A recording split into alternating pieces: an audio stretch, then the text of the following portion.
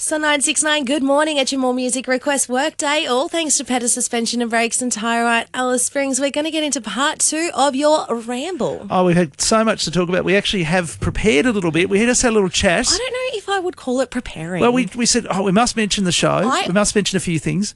I always, when I'm out and about, as things happen, put notes on my phone. Do I always know what they mean a few days later? Absolutely not. No, I don't. But I still try. Look, I had a really good time with you and Peter Shea. I've never really had a night out with you guys. And you've told me, crazy. This is the words you've used. You've said that this is a once-a-year event for you and her to get out. We don't go out.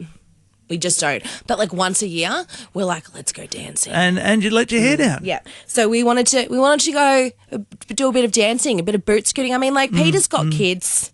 You know, I don't socialise. You've got pets. Yeah, and I just don't play well with others. And so like we just don't. Well, I think I had a good time. I wish you were coming out every week. No, but see, I can only do that infrequently. Yeah, I can imagine. I'm not a social butterfly, but it's funny when people were really excited though to see you. You're quite famous around town. Don't say that. That makes me feel cringe. No, you are. You're so cringe. I mean, I go around town and people go, "Oh yeah, whatever," which is fine because that's. Is this your way of saying I'm cooler than you? You absolutely are.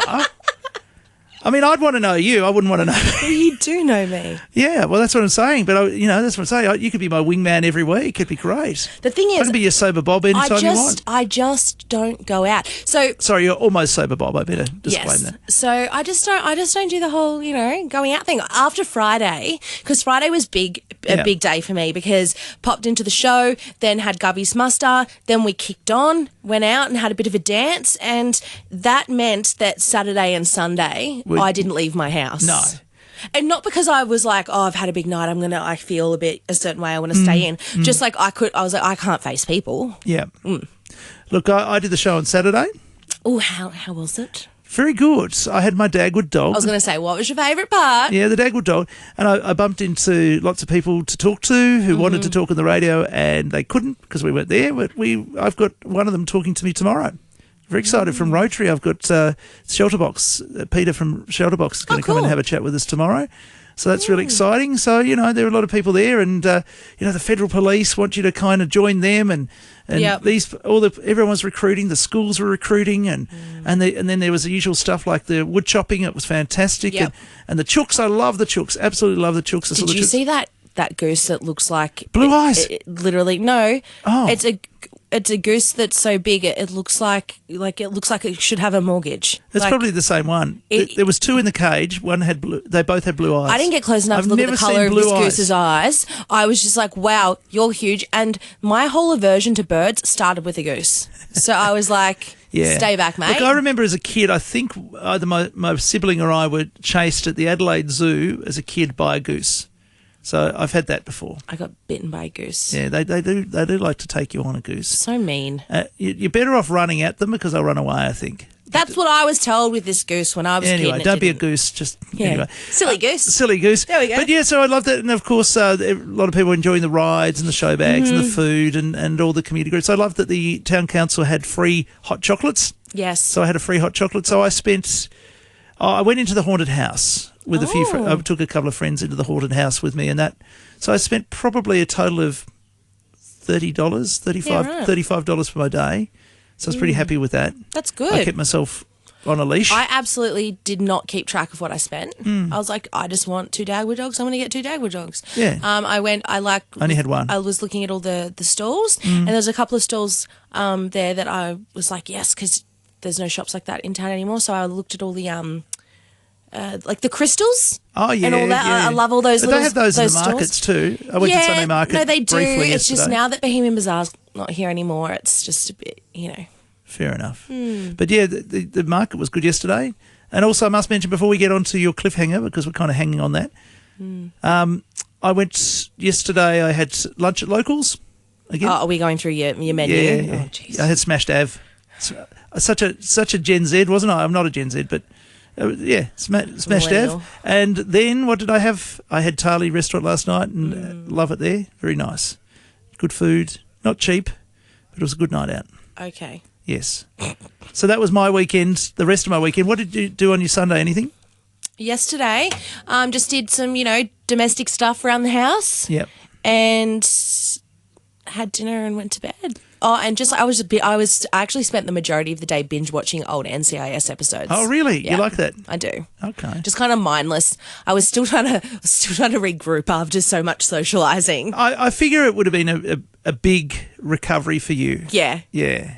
And I don't mean that. Let's get into it. We've been hanging off. And when we say a big recovery for me, I'm not talking about from overindulging in beverages. No, you were pretty good. I'm just talking about. I'm an introvert. But when people see me out and about, because I've put myself my mum used to say I'm an introverted extrovert or an extroverted introvert. I can be quite outgoing you can be both. and extroverted, but when I am extroverted, it just takes me a little bit longer to recharge the social batteries afterwards. Yeah, for sure.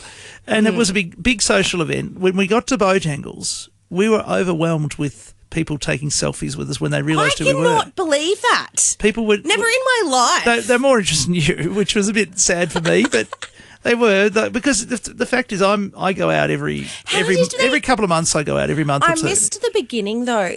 So we got to Bose. We went out the back. There was some guy called Greg. Yes, which I'm still not sure if that's his real name, but that's Greg had a side story. A cap that had something on it we can't really say. Yes, and he was wearing the softest leather jacket I've ever seen in my life. And you guys were so cold. We were out the back. We were freezing, and then the jacket turned into discussions of why do women not get pockets in their clothes. Yes, that's right. And it was quite. Because I was showing off my pockets, remember? Yeah, and me and Peter were like, how is this fair? Why do men get pockets in their clothes? And so it turned into my hands are in my pockets now. You can vouch for that. And it turned into quite a debate.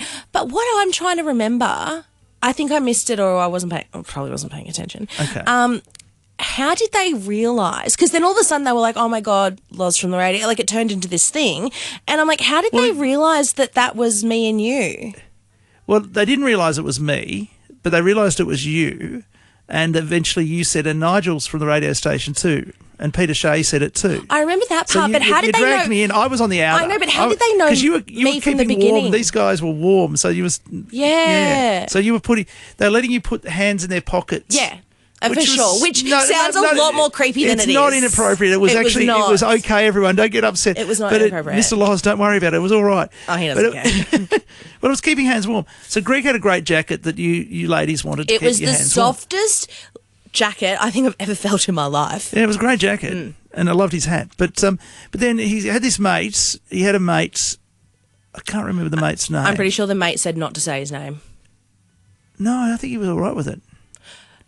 But the mate was a New Zealander, and he loved what we do. He loves the show. Listens every day for us. Oh, okay. So there was Greg. There was Greg and his mate, and the mate was like my nephew, etc. And so that's who we were. Yeah, the young we found out he was a bit of a fan of the show, like a major fan. He was quoting things we said. I even wrote his name down. Yeah, it was Khan. Khan, yeah. And he said he works and I asked him before I wrote it down. Okay, yeah. He said he works at SNR.